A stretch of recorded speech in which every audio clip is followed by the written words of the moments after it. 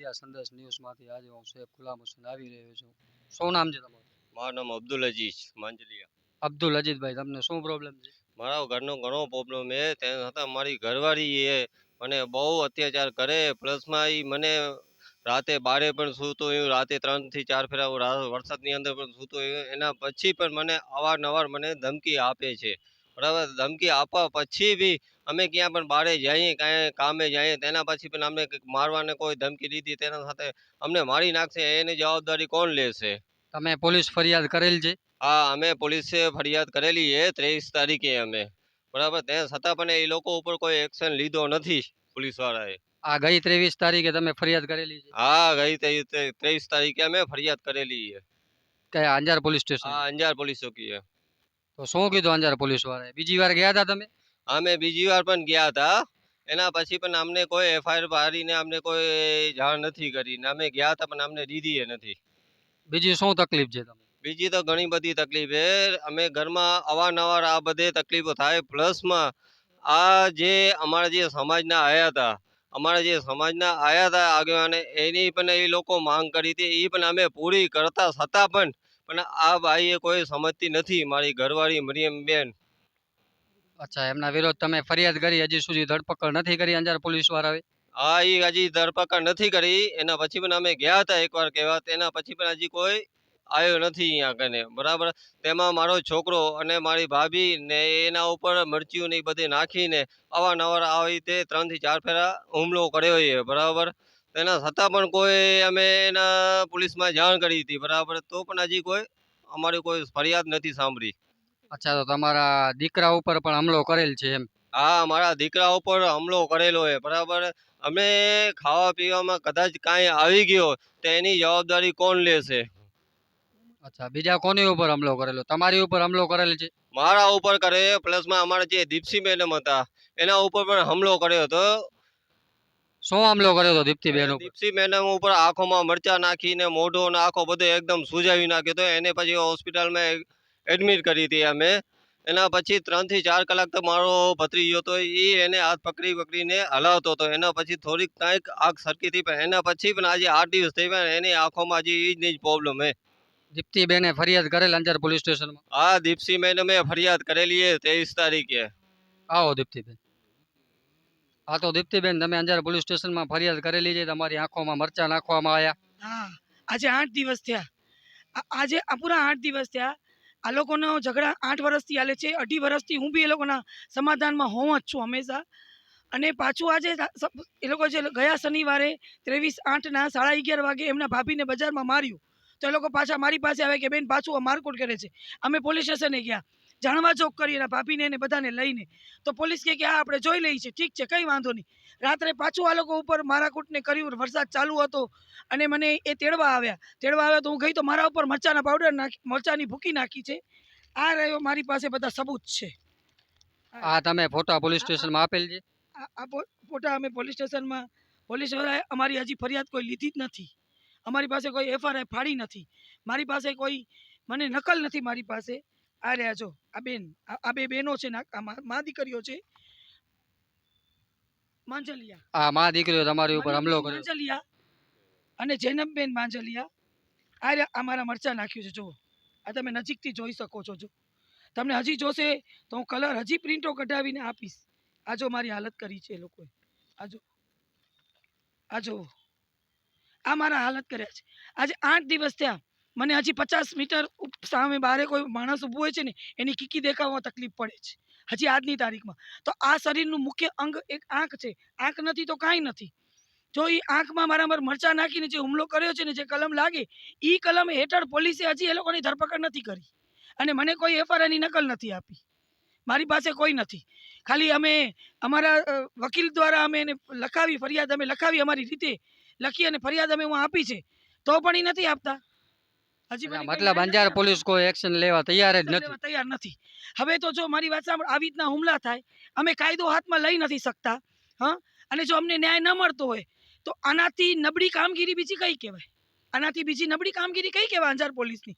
કે જો આવી રીતના એક સામાજિક કાર્યકર છું, જો સામાજિક કાર્ય પર અને જાગૃત નાગરિક પર જો આવા હુમલા થતા હોય તો આમ પ્રજાના શું હાલ હશે? હા, તો પોસ્ટમોર્ટમ જ્યારે કોઈ મરી જાય એના પોસ્ટમોર્ટમ થાય એમાં પોલીસને રસ છે? તો અમારા મોતની રાહ જોવે છે? હજી મારા પર હુમલો નહીં થાય એની શું ખાતરી? મને હજી પણ ધમકી દેવામાં આવી છે, તારા પર એસિડમાં મરચો નાખીને છાંટશું, કે તું કોઈને મોઢું તારો બહુ પાવર છે ને તું બહુ ઓલી નીકળી છો ને આમ તેમ આવીને ધમકી આપે છે મને. એ જ દિવસે જ્યારે મને આંખમાં નહોતું દેખાતું ને એ જ દિવસે રાતના 2-2:30 વાગે 28 તારીખના શનિવારે, આજે 8 દિવસ થયા, એ જ રાતના લુણીથી એમના મમ્મી, એમનો ભાઈ અને એક અયુબાજી, મમ્મીનું નામ મારી પાસે અરજીમાં લખેલું છે, તમે કહો તો અમીનાબેન માંજલિયા રીડિયા, અમીનાબેન નામ છે અને અલીભાઈ નામ છે અને અયુબાજી છે. આ 3 અને ચોથા કોઈ અન્ય વ્યક્તિ હતા. ગાડીના નંબર છોકરાઓએ નોટ કર્યા છે, એ લોકોએ ફોટા બી લીધી છે. મને તો નહોતું દેખાતું એટલે મને કાંઈ ખબર નથી. એટલા મને મારવા આવ્યા હતા, કોઈ અન્યના ઘરમાં મને છુપાવી નાખી હતી. એ તમને મારી નાખશે હમણાં. આ મારી નાખવા આવી છે કે હું ફરિયાદ કરવા ન જાઉં એટલે.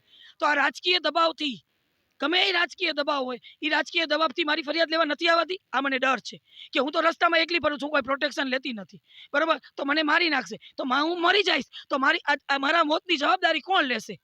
અંજાર પોલીસ, કોઈ તંત્ર, કોણ જવાબદારી લેવાનું છે મારા મોતની? તો હું આટલું કહી દઉં છું કે જો મારું મોત આવે ને તો તમામ જવાબદારી અંજાર પોલીસની રહેશે. કેમ કે અમે અંજાર પોલીસમાં હું રોજ ધક્કા, હું કાલે પણ ગઈ હતી, મારી પાસે રેકોર્ડ છે. મેં એ લોકોને ફોન કર્યો, લોકો મારો ફોન નથી ઉપાડ્યો કે મને નકલ આપો, એફઆઈઆર નથી આપતા. તમારે શું કરવું? અંજાર પોલીસ સ્ટેશનમાં તમે અરજી આપી એની તમને નકલ નથી આપી? નથી આપી. ઓસીમાં સહી કરેલું છે મારી પાસે, હું તમને જોશે તો તમને રજૂ કરીશ. અચ્છા, તમે બધું કરતા છતાંય અંજાર પોલીસ કોઈ એક્શન લેવા તૈયાર નથી? નથી તૈયાર, નથી. અંજાર પોલીસ કોઈ એક્શન લીધો નથી. આજે 8 દિવસ થયા, પૂરા 8 દિવસ, હજી મા દીકરીને બોલાવીને કાંઈ કર્યું નથી. હવે આવી માનસિકતા ધરાવતી હોય કે જે 2 વર્ષ પોતાના સગા દીકરા ઉપર મરચાની ફૂંકી નાખે, સાસુ ઉપર નાખે, એની બેન ઉપર ઓલા મોટા મોટા પાણા નાખે, એ એવા ખોટા ધંધા કરવા માટે આ લોકોને મજબૂર કરે છે. આ લોકો બિચારા બધા ઇજ્જતવાળા છે, આ ઘરવાળા. એ બિચારા મીડિયા સમક્ષ પોલીસ સ્ટેશને કોઈ દી ગયા નથી.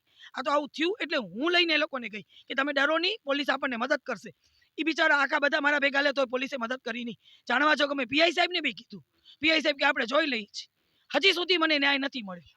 આમાં કોની શું રમત છે, કઈ રમત રમાય છે, કાંઈ મને ખબર નથી પડતી. મને મારી નાખવા માટે કયા શું ષડયંત્ર રચાય છે મને નથી ખબર. કયો રાજકીય મારી પાછળ લાગ્યું છે આ મને જણાવે એ લોકો. મારાથી વાંધો શું છે? હું ખરાબ છું? હું ગાંડી છું? હું માનસિક છું? હું શું છું કે મારી એ લોકો ફરિયાદ નથી લેતા? હું તો એક સામાજિક કાર્યકર છું, હું સમાજ સેવા કરું છું ને એ લોકો મારી ફરિયાદ નથી લેતા.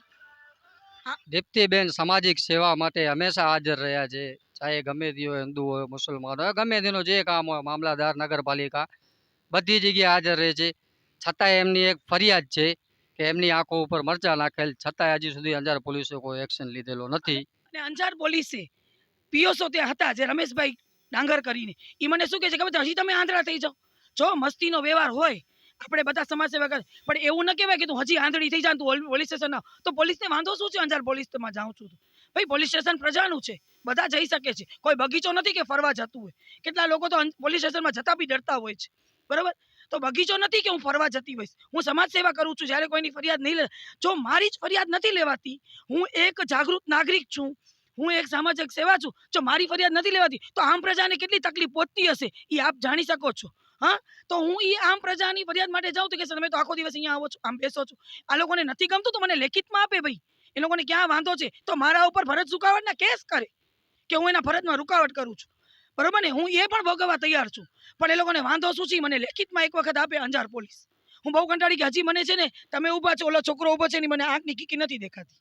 મને એટલી આંખમાં તકલીફ થાય છે હજી મરચાની ભૂકીને. તો મારા આંખ સાથે હજી કંઈ બી થશે તો આની જવાબદારી કોણ લેશે? અંજાર પોલીસથી વિનંતી છે દીપ્તિબેનને ઇન્સાફ આપવામાં આવે અને દીપ્તિબેને જે ફરિયાદ કરેલ છે એમની ધરપકડ કરવામાં આવે. હું આપના દ્વારા એટલી વિનંતી કરીને કહું છું કે મને આપના ન્યૂઝ દ્વારા જો ફેલાય અને મને ન્યાય મળે એવી હું આપના દ્વારા વિનંતી કે હું આશા રાખું છું કે મને ન્યાય મળે.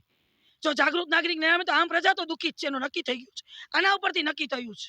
હું આટલા દિવસ તો રોજ બીજા માટે જતી હતી, હું મારા ખુદ માટે લડું છું ને મને ખુદ માટે નથી કરતું. મારી પાસે કોઈ, જેને કહેવાય ને કે રૂપિયા નથી એટલે હું ન્યાય નથી માંગી શકતી. સાચું બોલવું આ ભારત દેશમાં ગુનો છે, મને એવું લાગે છે. મને આના પરથી એવું લાગે છે કે સત્ય ન બોલો, તમે જૂઠું કરો. આ લોકો એવું કહેવા માંગે છે, એવું મને લાગી રહ્યું છે કે જો પૈસો નથી તો તમે બીમાર નથી, પૈસો નથી તો તમે કોઈ ફરિયાદી નથી. અચ્છા, તમને એવું લાગે છે કે પૈસા હોત તો તમારો કેસ જલ્દી પતી જાત? મને એવું જ લાગે છે ને. આમાં બીજું શું છે? બીજું શું? તમે મને એમ કહેવામાં શું છે બીજું? જો જૂઠાણાઓની ફરિયાદ લેવાતી હોય, ચૂંટાડાઓને સાથ દેવાતો હોય તો મારાથી બોલવું નથી. મને હું કોઈ દારૂની કે કોઈ જુગારની વિરોધી નથી, બરોબર, હું કોઈ વિરોધી નથી. ભલે કરે તો શું અત્યારે આટલા બધા વિરોધ કરે છે તો એને બધાને ખબર છે કંઈક મોટા મોટા દારૂ જુગારવાળા કઈ બેઠા છે તો એ નથી પકડે. પોલીસ ધારે ને તો માના પેટમાંથી કઢાઈ આવે, મંદિરમાંથી ચપ્પલની ચોરી ન થાય. હા, ખુદ એક મહિલા એએસઆઈ થોડોક ટાઈમ પહેલા હજી સાઈ સુકાણી નથી, એમનું બી મર્ડર થયું હતું. હવે એને બી કોણ ન્યાય અપાવશે? એ તો જતી રહી બિચારી એએસઆઈ. હા, ભલે જે રિલેશનમાં થયું એ રિલેશનમાં, બરોબર ને. બધા અત્યારે લિવ ઇન રિલેશનમાં ઘણા જણા રહેતા હોય છે, પણ એનો મતલબ એમ કે એને મોતને ઘાત ઉઠાડી દેવાનું, કે તમે આપઘાત માટે મજબૂર કરો છો, એવું થયું ને. અત્યારે એવા કઈક સંસ્થાઓ પડી છે કે તમે આપઘાત ન કરો એના માટે જાગૃત કરે છે. હા, તો તમે એ લોકોને સપોર્ટ કરો. તમારા બોર્ડમાં શું લખ્યું છે? સેવા, સુરક્ષા અને શાંતિ. તમે કઈ સેવા કરો છો, કેની સુરક્ષા કરો છો ને કઈ શાંતિ છે? આ પોલીસ મને બતાવે લેખિતમાં. પહેલા લખતા હતા કે પોલીસ પ્રજાનો મિત્ર છે ને પોલીસ પ્રજાનો રક્ષક છે, મિત્રની દુશ્મન અને ભક્ષક બની ગઈ છે. અમારી અંજાર પોલીસથી વિનંતી છે દીપ્તિબેનને ઇન્સાફ આપવામાં આવે. જય હિન્દ, જય ભારત.